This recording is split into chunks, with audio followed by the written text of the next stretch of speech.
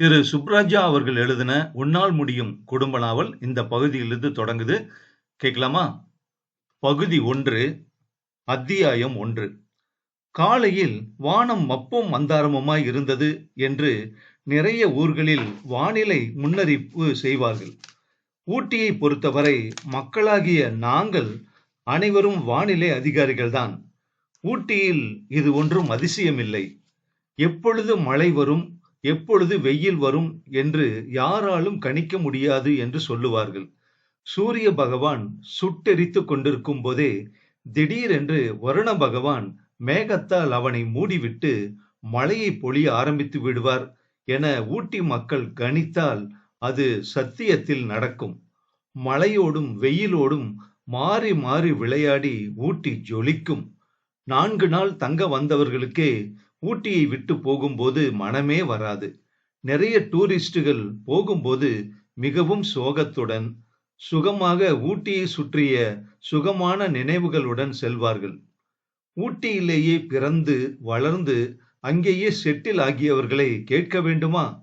வெளியூர் போகவே தயங்குவார்கள். போனாலும் போன வேகத்தில் திரும்பி வந்து விடுவார்கள். இந்த வருட சீசனில் அதிகபட்ச சுற்றுலா பயணிகள் ஊட்டிக்கு வந்திருந்தார்கள். நகரம் முழுக்க ஓவர் டிராபிக்.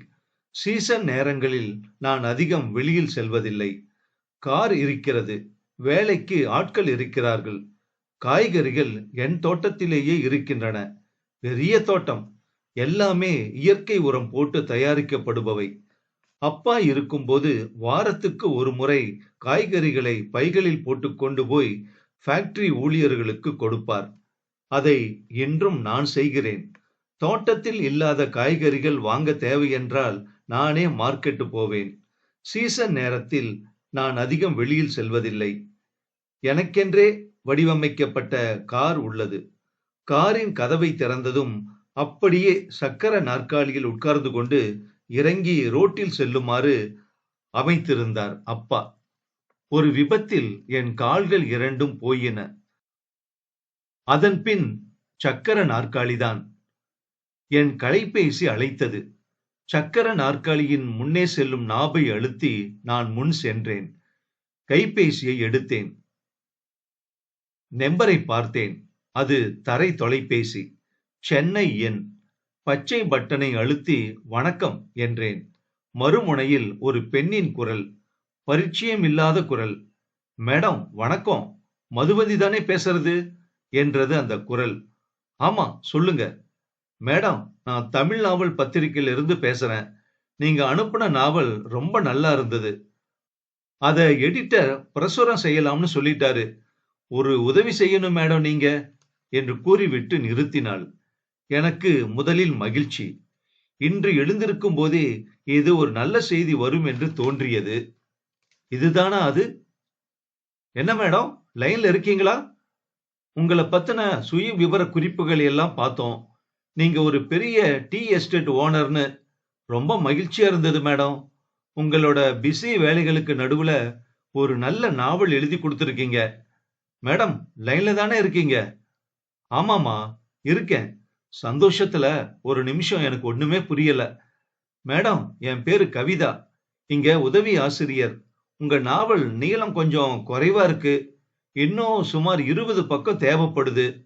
நீங்க எங்கேயும் கை வைக்க முடியாதபடி படு கிறிஸ்பா எழுதியிருக்கீங்க. அதனால எடிட்டர் உங்ககிட்டயே சொல்லி திருத்தி அந்த 20 பக்கத்தை எழுதி வாங்க சொன்னாரு. என்னைக்கு மேடம் கிடைக்கும்? நிச்சயமா. 20 பக்கம்னா சுமார் 1300 வார்த்தைகள் இருக்கலாமா? சரியா, அது போதும் மேடம். உங்களோட போட்டோ இன்னொன்னு அனுப்பி வைங்க மேடம். அனுப்புறேன். எத்தனை நாளைக்குள்ள வேணும்? அதிகபட்சம் 4 நாள் எடுத்துக்கோங்க மேடம். ஓ, அவ்வளவு சீக்கிரம் வேணுமா? ஆமா மேடம். அடுத்த மாசம் உங்க நாவல் தான். நேத்து தான் இந்த மாத நாவல் வந்தது. இன்ஃபேக்ட் அதுல விளம்பரம் வைப்போம்.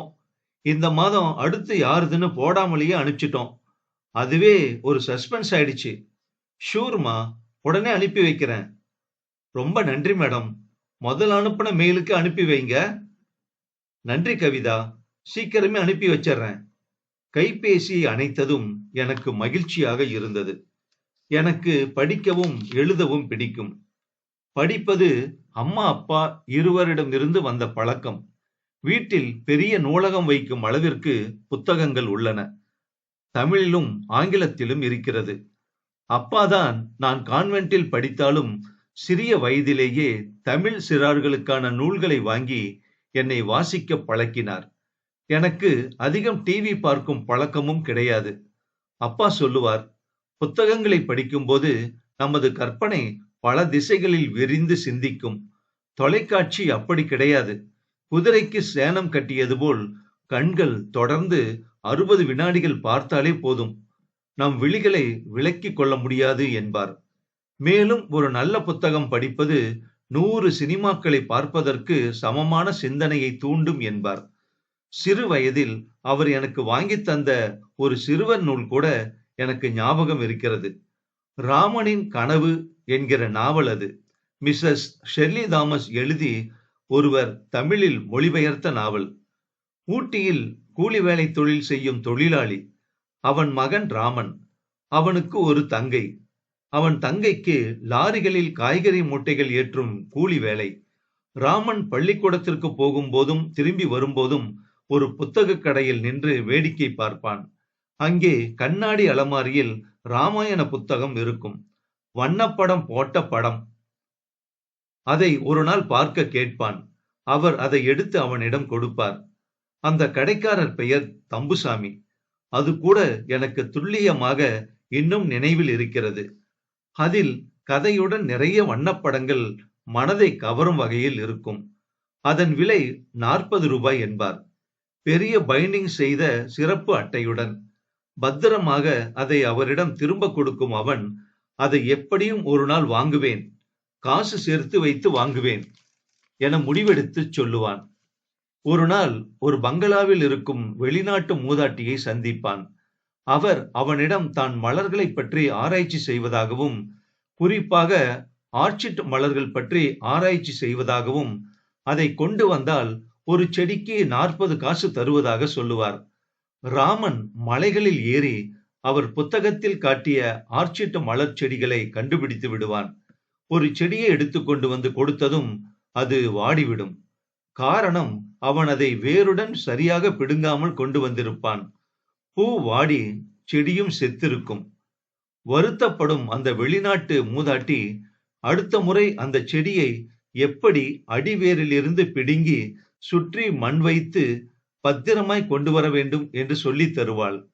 அதே போல ராமன் மலைமலையாக ஏறி பல செடிகளை அழகாக அடிவேருடன் பிடுங்கி அவர் சொல்லித் தந்ததைப் போலவே பக்குவப்படுத்தி கொண்டு வருவான். அவர் கொடுக்கும் காசுகளை சேர்த்து வைப்பான். அவ்வப்பொழுது ராமனின் தந்தை உள்ளூரில் வேலையில்லாமல் பொள்ளாச்சி சந்தைக்கு சென்று விடுவார். அவர் அனுப்பும் காசு போதாமல் ராமனின் தாய் தோட்ட வேலை செய்வார். பண கஷ்டம் அதிகம். ராமாயண புத்தகம் வாங்க காசு சேர்ந்துவிடும். இரவு அதை எடுத்து எண்ணி பார்ப்பான் ராமன். அந்த நேரத்தில் அவன் தங்கை குளிரில் நடுங்குவது தெரியும்.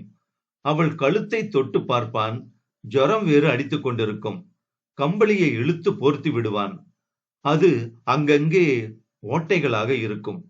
மறுநாள் சேர்த்து வைத்த காசுடன் தம்பு தாத்தா புத்தக கடைக்கு செல்லும் ராமன் வெளியில் நின்று சிறிது நேரம் பார்த்துவிட்டு பக்கத்தில் இருக்கும் கம்பளி கடைக்கு சென்று தங்கைக்கு கம்பளி வாங்கி கொண்டு வருவான். திரும்ப புத்தக கடைக்கு வரும்போது தம்பு தாத்தா அவன் கையில் கம்பளி கடை பையை பார்ப்பார். அவருக்கு விஷயம் புரிந்துவிடும்.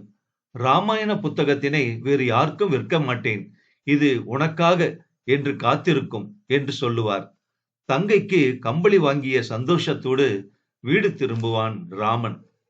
என் மனதில் இந்த கதை இன்னமும் நினைவில் இருக்கிறது. எனக்கு புத்தகம் படிக்கும் ஆர்வம் அதிகமாயிற்று. இரவில் அவர் எனக்கு படித்து சொன்ன தமிழ் சிறுவர் கதைகளும் ஆங்கில சிறுவர் கதைகளும் தான். தவிர சித்திர கதை புத்தகங்களையும் நிறைய வாங்கி தருவார். இப்பொழுது கூட பல நேரங்களில் எனக்கு மனம் கொஞ்சம் சோர்வடைந்திருந்தாலும் நான் முதலில் படிப்பது காமிக்ஸ் நூல்கள் தான். ஒரு நாள் தம்புசாமி தாத்தா புத்தக கடை பற்றி விசாரித்த போது அதை அவர் விற்ற பின் அவர் வாரிசுகள் அதை வேறு யாருக்கோ விற்றுவிட்டதாக சொன்னார்கள். அந்த அளவுக்கு எனக்கு புத்தகங்களின் மீது ஆர்வம் இருந்ததால் தான் எழுதத் தோன்றியது. தயங்கி தயங்கி எழுதினாலும் முதல் நாவலே பிரசுரமாகப் போகும் செய்தி எனக்கு சந்தோஷம் தந்தது. வீல் சேரை இயக்கி அப்பா அம்மா படங்களின் முன் சென்று நல்ல தகவலை சொன்னேன் வாய்விட்டு. அப்பாவும் அம்மாவும் ஆசிர்வதிப்பது போல இருந்தது. எங்களுக்கு ஊட்டியில் இன்னொரு கெஸ்ட் ஹவுஸ் இருக்கிறது. சீசனில் அதை முக்கியமானவர்களுக்கு மாத கணக்கில் லீசுக்கு கொடுப்பது வழக்கம். போன வாரம் அப்பர் பஜாரில் ஒரு வேலையாய் சென்றிருந்த போது வான்மதியையும் மீனாளையும் பார்த்தேன். மீனாளின் கணவர் எங்கள் கம்பெனியில்தான் புரொடக்ஷனில் இருக்கிறார். தெரிந்த குடும்பம் ஒன்று சீசனுக்கு ஊட்டி வருவதாகவும், எல்லா ஹோட்டலும் ஒரு அறை கூட இல்லாமல் நிறைந்திருப்பதால் தன் வீட்டில் தங்க வைத்திருப்பதாகவும், மதுவந்தி கெஸ்ட் பங்களாவில் விருப்பப்பட்டால் இன்னொரு குடும்பத்தை 10 நாட்கள் தங்க வைக்கலாமா என கேட்டு வந்திருந்தாள். மதுவந்திக்கு அதில் விருப்பமில்லை. வருபவர்கள் எப்படி என்ன என்று தெரியாது. காசுக்காக முன்பின் தெரியாதவர்களை தங்க வைப்பது உசிதமாக படவில்லை. நான் மறுத்துவிட்டேன். தேவநாதன் மனைவி மீனாளுக்கு அதில் வருத்தமில்லை. எனக்கு பணத்துல குறிக்கோள் கிடையாது மீனாள். 2வது, யாரையும் நம்பி இப்ப எல்லாம் தங்க வைக்க முடியாது. நெருங்கின சொந்தக்காரங்களையே நான் சேர்த்துக்கிறது இல்ல.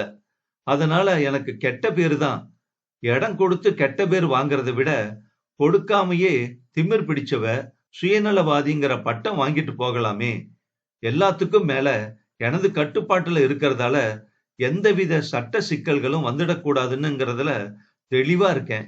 நீ என்னுடைய நெருங்கிய தோழிங்கிறதுனால இத சொல்றேன். நீ தவறா எடுத்துக்க கொள்ளக்கூடாது. நீ சொல்றதும் சரிதான்.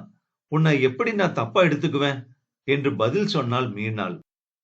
தொடர்ந்து அவளே, நான் என்ன பண்றது, கணவரோட தம்பி கூட வேலை செஞ்சவங்களாம். இவரு பிசினஸ் பண்ண தொடங்கும் போது உதவி பண்ணாங்களாம். அதனாலதான் சரின்னு சொல்லிட்டாரு. கிளம்பி போற வரைக்கும் கொஞ்சம் வேலை அதிகமா தான் இருக்கும். அப்புறம் உன்னோட எழுத்து பணி எல்லாம் எப்படி இருக்கு? நல்லா போயிட்டு இருக்கு. இப்பதான் கொஞ்ச நாள் முன்னாடி ஒரு நாவல் எழுதி அனுப்புனேன். பதிலுக்கு காத்திருக்கேன் என்று சொன்னேன். ஆல் த பெஸ்ட் என்று சொல்லிவிட்டு போனாள் மீனாள். அவளிடம் சொன்ன நாவலைத்தான் அதிகப்படுத்தி தரச் சொல்லி காலையில் போன் வந்தது. கணிப்பொறியின் அருகில் நாற்காலியை உருட்டி கொண்டு சென்றேன். கணிப்பொறியை திறந்து அவள் பாவிக்கும் அழகிய ஃபாண்டை திறந்தேன். வேர்டில் சென்று நாவலின் பக்கங்களை திறந்து அழுகைக்கு மாற்றினேன். நாவல் விரிந்தது. மறுபடியும் ஒரு முறை நாவலை ஆரம்பத்தில் இருந்து படித்தேன். வேகமாக மனதிற்குள் ஓடியது காட்சிகள். எங்கே சேர்ப்பது? பல இடங்களில் சேர்ப்பதற்கான இடங்கள் இருந்தன. யோசித்த எனக்கு ஒன்று பிடிபட்டது. முதலில் நான் எழுதியதற்கு முன்னாலேயே கதை தொடங்கியிருந்தது. மனதில் தோன்றிய அந்த புதிய காட்சிகளை அடிக்க ஆரம்பித்தேன். வேகமாய் கீபோர்டில் என் விரல்கள் நர்த்தனம் ஆடின. சரியாய் 2 மணி நேரத்தில் மாற்றி எழுதி முடித்து விட்டேன். மீண்டும் ஒரு முறை படித்து பார்த்தேன். மேலும் சில திருத்தங்களை போட்டு நாவலை முடித்தேன். மீண்டும் நான் படிக்க அது தெளிவாக இருந்தது. கணிப்பொறியில் இணையத்தை திறந்து அவளது மின்னஞ்சலில் இருந்து அந்த பத்திரிகையின் பிரத்யேக எடிட்டரின் மின்னஞ்சல் முகவரிக்கு அனுப்பிவிட்டேன். அப்பொழுதுதான் எனக்கு நினைவுக்கு வந்தது. கோயமுத்தூரில் இருந்து தனியார் நிறுவனம் ஒன்றிலிருந்து ஸ்பெஷல் டாக்டரும் 2 பிரத்யேக பணியாளர்களும் வருகிறார்கள். ஒரு நண்பரின் மூலம் இணையத்தில் அந்த நிறுவனம் பற்றி அறிந்து கொண்டேன். நான் பிராஸ்தசிஸ் முறையில் செயற்கை கால்கள் பொருத்துகிறார்கள். அவர்களின் இணையதளத்திலும் உலகெங்கிலும் அவர்களுக்கு இயங்கி வரும் கிளைகளை பற்றியும் விவரமாக தெரிந்து கொண்டேன். இணையத்தின் உள்ளே சென்று பிராசசிஸ் கால்கள் பொருத்திக் கொள்வதால் வரும் பிளஸ் மற்றும் மைனஸ் பாயிண்டுகளை தெளிவாக படித்து தெரிந்து கொண்டேன். பின் அவர்களின் கோயமுத்தூர் மையம் பற்றி அறிந்து கொண்டேன். அவர்களிடம் பேசி இன்று வரச் சொல்லி நேரம் ஒதுக்கி இருந்தேன். நான் கடிகாரம் பார்த்தேன். இன்னும் அரை மணி நேரத்தில் வந்து விடுவார்கள். எப்படியும் அருகில் வந்ததும் கைபேசியில் அழைப்பார்கள். முதலில் செயற்கை கால்களை பொருத்திக் கொள்ள வேண்டாம் என்றுதான் இருந்தேன். தோழிகளும் சில முக்கிய சொந்தங்களும் அவளின் டீ எஸ்டேட் நிறுவன ஊழியர்களும் அன்புடன் வற்புறுத்தவே நான் ஒப்புக்கொண்டேன். என் தந்தை காலத்தில் இருந்து நிறுவனத்தில் பணிபுரியும் ஜெசிந்தா தான் அதிகம் வற்புறுத்தினாள். உங்க அப்பா போலவே உங்களுக்கு ஆளுமைத்தன்மை நிறைய இருக்கு. படிப்பை பாதியில நிறுத்திட்டு வந்துட்டாலும் டெக்னாலஜிலையும் மற்ற விஷயங்களையும் சரி ரொம்ப அப்டேட்டா இருக்கீங்க. இதை மட்டும் ஏன் தள்ளி போடுறீங்க? எனக்கு புரியுது. எல்லாத்துக்கும் மேல நீங்க இப்படி வீல் சேர்ல வர்றபோது விபத்து ஞாபகம் வருது. அப்பாவும் அம்மாவும் ஸ்பாட்லயே இறந்ததும் நீங்க மட்டும் பொழைச்சதும் எங்களுக்கு பெரிய நிம்மதி. ஒரு பக்கம் நல்ல மனிதர்களா இருந்த அவங்கள இழந்தாலும் உங்களை நாங்க இழக்கலையேன்னு சந்தோஷப்பட்டோம். காரியம் முடிஞ்ச கையோட உங்களோட சில சொந்தக்காரங்க கம்பெனி பொறுப்பை ஏத்துக்கிறேன்னு வந்தும் நீங்க மறுத்துட்டீங்க. கம்பெனிக்கு வந்துகிட்டே கடைசி வருட படிப்பையும் முடிச்சீங்க. உங்களோட மன தைரியம், நீங்க எங்களை ஊழியர்கள்னு பார்க்காம கையாள்கிற விதம் எல்லாமே எங்களுக்கு பிடிச்சு போச்சு. நீங்க ரொம்ப குயிக்கா கம்பெனிய புரிஞ்சுகிட்டீங்க. நீங்க நடக்கிறத நாங்க பார்க்கணுமே என்றாள். அவள் திரும்ப திரும்ப சொன்னதும் தான் எனக்கு மனம் ஒப்பியது. அதுவும் நல்லதுதானே. என்ன, முதலில் பழக வேண்டும், பின் சரியாகிவிடும். அப்போது கைபேசி ஒலித்தது. எடுத்தேன். பத்திரிகையின் சப் எடிட்டர் கவிதா தான் பேசினாள். மேடம், ரொம்ப பர்ஃபெக்டா இருக்கு. அடுத்த வாரம் வந்துரு மேடம். ரொம்ப தேங்க்ஸ்மா. மேடம், நாங்க தான் தேங்க்ஸ் சொல்லணும். சொன்ன நேரத்துக்கு முன்னாடியே முடிச்சு அனுப்பிச்சிட்டீங்க என்றாள். நன்றிமா கூறிவிட்டு லைனை துண்டித்த நேரம் மீண்டும் கைபேசி அடித்தது. மேடம், கோயம்புத்தூர் ப்ராசஸிஸ் ஆஸ்பத்திரியிலிருந்து வந்துட்டோம். இப்ப ஊட்டி சேரிங் கிராஸ் கிட்ட எங்க டெம்போ டிராவலர் நிக்குது. அட, சரியான நேரத்துல வந்துட்டீங்களே. அங்கேயே இருங்க. என்னுடைய மேனேஜர் பகத்சிங் உங்களை வந்து கூட்டிக்கிட்டு வருவாரு. அரை மணி நேரமா அவர் அங்கதான் இருக்காரு. இப்ப உங்களை கூப்பிட சொல்றேன். உங்க வண்டி நம்பர் என்ன? தேவையில்லை மேடம். கொஞ்சம் வழுக்கத்தலை, தங்க ஃப்ரேம் கண்ணாடி அவர்தானே? ஆமா, அவரே வண்டியை பார்த்துட்டு வந்துட்டாரு. நாங்க வந்துடுறோம் மேடம். ரொம்ப நன்றி என்று டெலிபோனை அடைத்தேன். வேகமாய் கிளம்பினேன். யாரையும் எதிலும் காக்க வைக்க கூடாது என்பதில் உறுதியாய். பகத்சிங் எதிலுமே பயங்கர ஸ்பீடு. அடிப்படையில் நல்ல மனிதர். பகத்சிங் என்று பெயர் இருப்பதால் அவரை பலர் வட இந்தியர் என்று நினைத்துக் கொள்வார்கள். அவரின் தந்தை பகத்சிங் மேல் இருந்த பிரேமையில் அந்த பெயரையே பையனுக்கு வைத்து விட்டார். இது பின்னாளில் அப்பா சொன்னது. எதையும் எளிதில் புரிந்து கொண்டு கையாள்பவர். சரியாக 20 நிமிடத்தில் அவர்களை பங்களாவுக்கு அழைத்து வந்து விட்டார் பகத்சிங். வந்தவர்களுக்கு தனது நிறுவனத்தில் முழுவதும் இயற்கை முறையில் தயாரிக்கப்பட்ட கிரீன் டீயை தரும்படி சமையல்கார அம்மாவை பணித்தேன். அவர்கள் டீயை குடித்ததும் அற்புதமான டீ என்று புகழ்ந்தாக இருந்தவர் தன்னை ரகு என்று அறிமுகப்படுத்திக் கொண்டார். கையில் கொண்டு வந்திருந்த அச்சிட்ட சிகிச்சை வழிமுறைகள், இதற்கு முன்னால் செய்து கொண்டவர்களின் சிபாரிசு வீடியோ என பலவற்றை காட்டினார். என்னை பூரணமாக பரிசோதித்தவர், மேடம், அதிகபட்சம் 15 நாட்கள் ஆகும். மொத்த கட்டணம் 2.5 லட்சம் ரூபா. 5 வருஷத்துக்கு கேரண்டி வாரண்டி எல்லாம் உண்டு என்று சொன்னார். அதை கேட்டு நான் சிரித்தேன். 5 வருஷத்துல நமக்கு என்ன செய்யணும்னு ஆண்டவனுக்கு தெரியும். நான் எதிர்மறையா பேசுறதா நீங்க நினைக்க வேண்டாம். நீங்க சொல்ற 5 வருஷம் தாண்டி கூட இது வேலை செய்யலாம் இல்லையா என்று சொன்னேன்.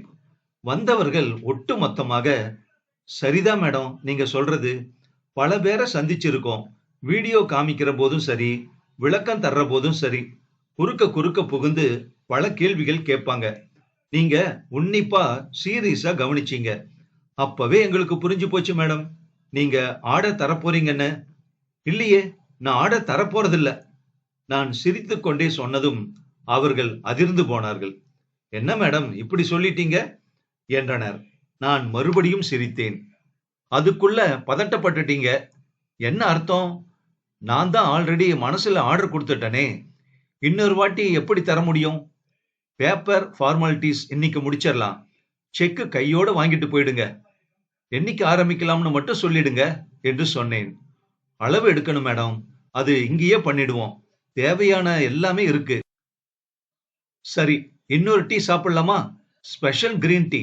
முதல்ல சாப்பிட்டதை விட இது இன்னும் நல்லா இருக்கும் என்று சொன்னேன். அத்தியாயம் 2. காலின் அளவுகளை அவர்கள் எடுக்க கிட்டத்தட்ட 1½ மணி நேரம் ஆகிவிட்டது. வெகு நாட்கள் தள்ளி போட்டிருந்த வேலை. ஆனாலும் சக்கர நாற்காலியிலேயே போய் எங்கும் சலுகை எதிர்பார்க்கும் எண்ணமோ, மற்றவர்களின் பரிதாப பார்வை நம் மீது விழ வேண்டும் என்கிற எண்ணமோ கிடையாது. எதிர்பாராமல் நடந்த விபத்து, எதிர்பாராமல் வந்த பொறுப்பு, எல்லாமே நான் திட்டமிட்டு செய்ததில்லை. பகத்சிங் மெல்ல குரல் கொடுத்தார். மேடம், ஃபேக்டரியில 3 மணிக்கு அப்பாயின்மெண்ட் இருக்கு. சிங்கப்பூர்ல டிபார்ட்மெண்ட் ஸ்டோர் வச்சிருக்கிறவர் நேரா வந்து காத்துக்கிட்டு இருக்காரு. ஞாபகம் இருக்கு, கிளம்பிடுவோம். மதியம் சாப்பிட்டாரா அவரு? நம்ம ஃபேக்டரி கெஸ்ட் ஹவுஸ்லயே சாப்பிட்டார் மேடம். நீங்க சாப்பிட்டீங்களா? இனிமேதான் மேடம், ஃபேக்டரியில போய் சாப்பிட்டுக்கிறேன். லேட் ஆயிடும், இங்கேயே என் கூட சாப்பிடுங்க. சிம்பிள் சாப்பாடு தான், ஓகே தானே என்று சொன்னேன். ஓகே தான் மேடம். சமையல்கார் அம்மாள் நான் பேசுவதை காதில் வாங்கி இருப்பார். கொஞ்ச நேரத்தில் வெளியே வந்தவர், வாங்க சாப்பிடலாம் மேடம் என்றார். இருவரும் சாப்பிடச் சென்றோம். எனக்கு மிகவும் பிடித்த உருண்டை குழம்பு, உருளை பொரியல், மிளகு ரசம், அப்பளம், மோர். சாப்பிட்டு முடித்ததும் இருவரும் கிளம்பினோம். பகத்சிங், பைக்ல வர்றீங்களா இல்ல என் கூட கார்ல வர்றீங்களா? வெளி வேலை நிறைய இருக்கு மேடம், நான் பைக்கிலே வந்துடுறேன் என்று சொன்னார். நாங்கள் ஃபேக்டரிக்கு போய் சேர்ந்தபோது சிங்கப்பூர் தொழிலதிபர் ராமமூர்த்தி காத்திருந்தார்.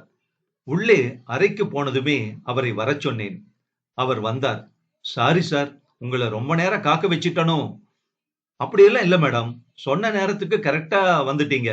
உங்களை சந்திச்சதுல ரொம்ப சந்தோஷம். எனக்கு உங்க ப்ராடக்ட் வேணும். உங்க ஒப்பந்தப்படி எல்லா ஃபார்மாலிட்டிஸும் முடிச்சிட்டேன் என்றார். பார்ப்பதற்கு அவர் மிகவும் எளிமையாக இருந்தார். வெரி குட், ரொம்ப ஃபாஸ்டா இருக்கீங்க. நீங்க பிறந்ததே சிங்கப்பூரா இல்ல தமிழ்நாட்டுல இருந்துதான் போனீங்களா? முத்துப்பேட்டை தான் என்னோட சொந்த ஊர் மேடம். ஆனா 15 வருஷம் முன்னாடியே சிங்கப்பூர் போயிட்டேன். உங்க ஊர்ல பஸ் வசதி இல்லைன்னு நீங்க சொந்தமா பஸ் வாங்கி ஸ்கூல் பசங்களுக்கு இலவசமா விட்டிருக்கீங்கன்னு தெரிஞ்சுக்கிட்டேன். ரொம்ப சந்தோஷமா இருந்தது. சொந்த ஊரை மறக்காம இருக்கிறவங்க. உங்களுக்கு நல்ல மனசு இருக்கு, அது ரொம்ப பெரிய விஷயம் என்று சொன்னேன். ஏதோ நம்மால முடிஞ்சது. சரி மேடம், எப்படி இந்த விவரம் எல்லாம் தெரிஞ்சு வச்சிருக்கீங்க? நல்ல விஷயங்கள் எப்படி இருந்தாலும் எல்லாரோட காதுக்கு வந்துருமே. ஓ, நல்லது மேடம். வேற எந்த டீ கம்பெனியையும் இனிமே போய் அப்ரோச் பண்ற ஐடியா இருக்கா? நோ மேடம், அப்படியெல்லாம் இல்ல. உங்க ப்ராடக்ட செலக்ட் பண்ணி அங்க எல்லா ஃபார்மாலிட்டிஸும் முடிச்சாச்சு இல்லையா? மன்னிக்கணும், ஒரு ஃபார்மாலிட்டிக்கு கேட்டேன். நீங்க எங்க கம்பெனியோட பிசினஸ் வச்சுக்கணும்னு மெயில் அனுப்புனப்பவே உங்க முகநூல் பக்கத்துல போய் உங்க டீடைல்ஸ் எல்லாம் பார்த்துட்டேன். You got a cute family. அற்புதமான நண்பர்கள். எல்லாமே ப்ரொஃபஷனல் டச்சில் இருக்கு. நீங்க கேட்ட மாதிரி, நீங்க கேட்ட விலைக்கே ஷிப்மெண்ட் உங்க டிபார்ட்மெண்டல் லோகோ போட்டு சப்ளை பண்றேன். ஓ, தேங்க்யூ மேடம். ஒரு விஷயம் மட்டும்தான் நான் கன்ஃபார்ம் பண்ணணும். எனக்கு ஒரு ஷிப்மெண்ட் சிங்கப்பூர் ஹார்பர் வந்து சேர்ற போது அடுத்த ஷிப்மெண்ட் லிங்க்ல இருக்கணும். 3வது கன்சைன்மெண்ட் இங்க தயாராகிட்டு இருக்கணும். 3 ஷிப்மெண்ட்டுக்கும் ஒரே பேமெண்ட் இன்னைக்கே அபிஷியலா டிரான்ஸ்ஃபர் பண்ணிடுறேன். சாம்பிள் கொடுத்து ப்ரொசீஜர் முடிச்சு கவர்மெண்ட்ல எல்லாமே வாங்கிட்டேன். உங்களுக்கு ஆல்ரெடி ஒரு காப்பி அனுப்பிட்டேன்.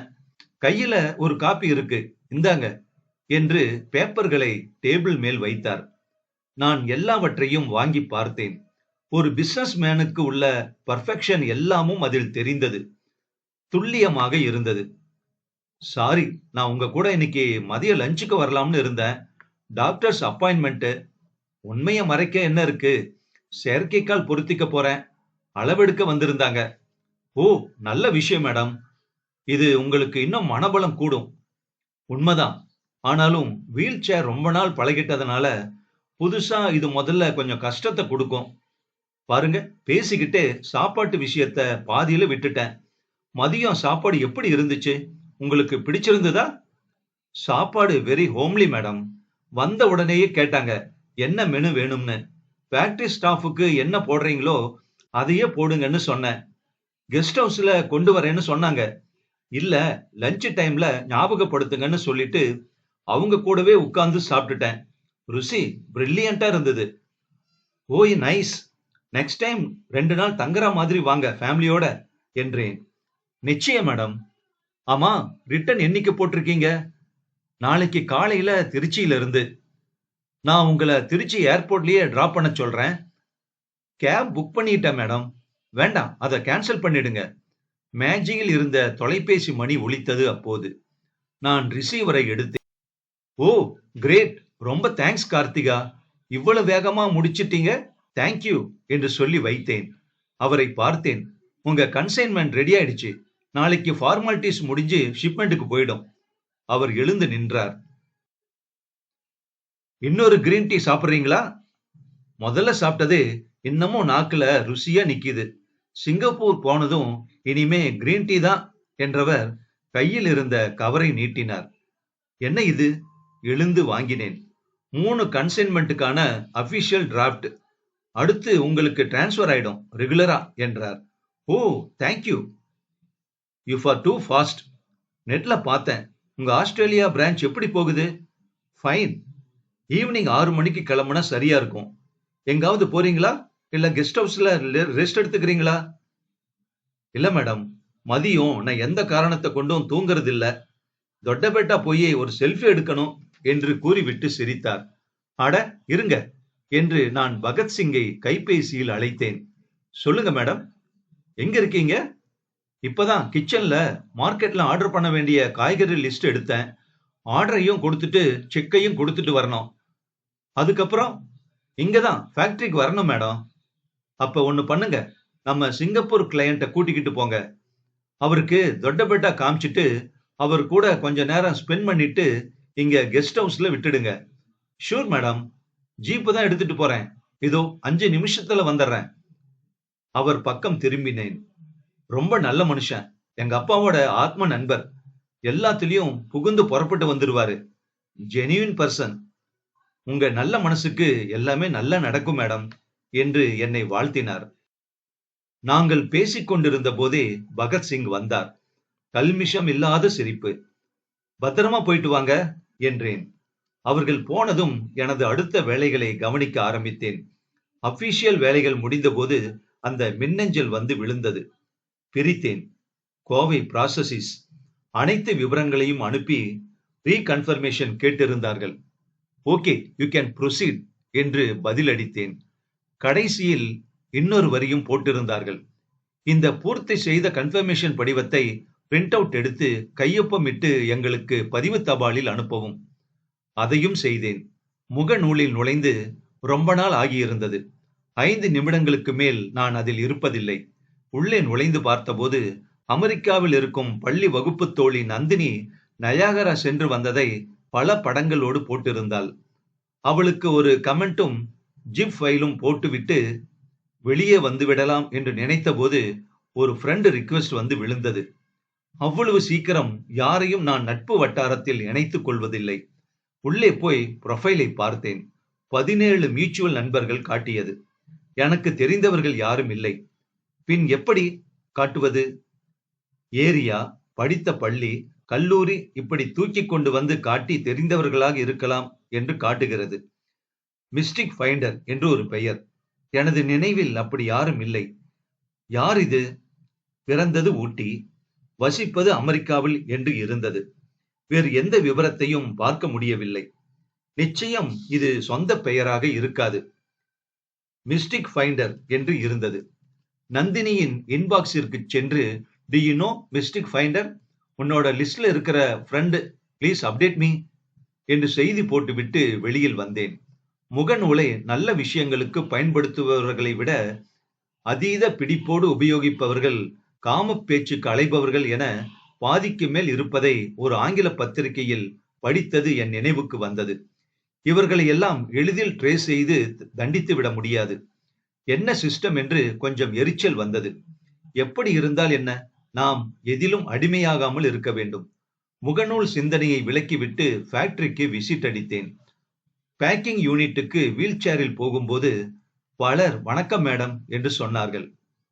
நான் உங்களை எல்லாம் விட ரொம்ப சின்ன பொண்ணுதான். என் பேர் சொல்லி வணக்கம் சொல்லுங்க. எத்தனை தடவை சொல்றது என்று சற்று கடிந்து கொண்டேன். சூப்பர்வைசர் மாலதி, என்னதான் இருந்தாலும் நீங்க முதலாளி இல்லையா? உங்களை பேரை சொல்லி கூப்பிடலாமா என்றாள். நானும் உங்கள ஒருத்தி தான். இனிமே யாராவது என்ன மேடம்னு கூப்பிட்டீங்கன்னா 1 மாசம் சம்பளம் கட் பண்ணிடுவேன். பரவாயில்லையா? ஐயோ, அதை மட்டும் பண்ணிடாதே மதுவந்தி என்று அலறினாள் மாலதி. சிரித்துக்கொண்டே வீல் சேரை இயக்கி அங்கிருந்து நகர்ந்தேன். ஃபேக்டரியை ஒரு சுற்று சுற்றிவிட்டு திரும்பிய போது சிங்கப்பூர் ராமமூர்த்தி திரும்பி இருந்தார். தொட்டபெட்டாவில் எடுத்த போட்டோக்களை குழந்தை போல என்னிடம் காண்பித்தார். சார், உங்களுக்கு போட்டோஜெனிக் ஃபேஸ், நல்லா இருக்கீங்க எல்லா போட்டோலையும். ஆமா மேடம், என் ஒய்ஃப் என் போட்டோவை பார்த்துதான் என்ன பிடிச்சிருக்குன்னு சொன்னா. அவங்க உங்க கூட ஹெல்ப் பண்றாங்களா? She will get me in everything, working as English lecturer. நீங்க கடவுள் அருள் பெற்றவர் என்றேன். அவருக்கு வாழ்த்து சொல்லிவிட்டு நான் பகத்சிங் பக்கம் திரும்பி, இவரை திருச்சி ஏர்போர்ட்ல டிராப் பண்ணணும், ஃபிகோ இருக்குல்ல என்று கேட்டேன். இருக்கு மேடம், செபாஸ்டியன் இன்னைக்கு லீவு, நீங்க கொண்டு போய் டிராப் பண்ணிட்டு வந்துடுறீங்களா? நிச்சயமா மேடம். ராமமூர்த்தி எழுந்தார். நம்மளுடைய வியாபார உறவு தொடரட்டும் மேடம் என்று சொன்னார். அவர் போன பின் என்னையும் அறியாமல் முகநூல் நினைவு பற்றி கொண்டது. அதை பலவந்தமாக வெளியே தள்ளிவிட்டு அடுத்த வேலையை தொடர்ந்தேன். இந்த நாவல் அடுத்த பகுதியில் தொடரும்.